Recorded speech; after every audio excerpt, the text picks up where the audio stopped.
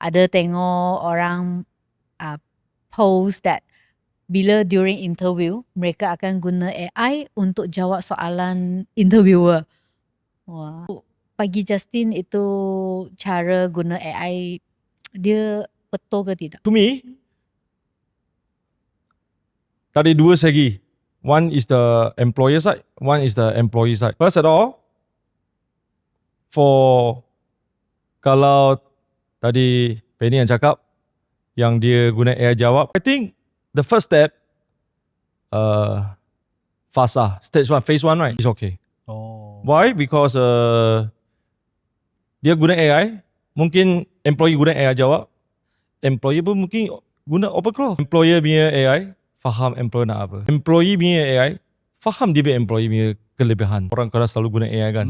Untuk jawab soalan dia AI terus faham keluarkan ayat lah. Dia faham. You sendiri punya ChatGPT ataupun Gemini, dia faham. You boleh tanya dia soalan. Kalau you sebagai macam First bos, phase, okay. tak ada masalah lah. Phase 1 okay. Tapi phase 2, second interview, you still need to see the real person. Betul. Contoh, Right. bagi yang saya satu minggu yang lepas, saya interview seorang. Dia nak ambil jawatan sales and marketing. Okay. Dari dia punya resume, dia ialah nutritionist. Dia kerja di kilang beberapa tahun dan tapi dia nak cuba satu environment baru, nak cuba satu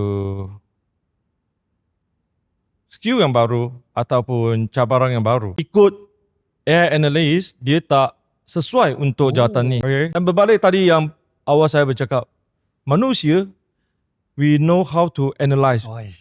We know how to make the decision. Yeah. We know how to have critical thinking. Emotion, I want to meet the real person. Boleh tak orang ni bercakap? Mungkin tak orang ni nak belajar?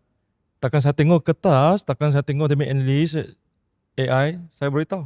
Sampai saya jumpa dia, saya tanya dia soalan dan I see the real person, he immediate respond. It's different already.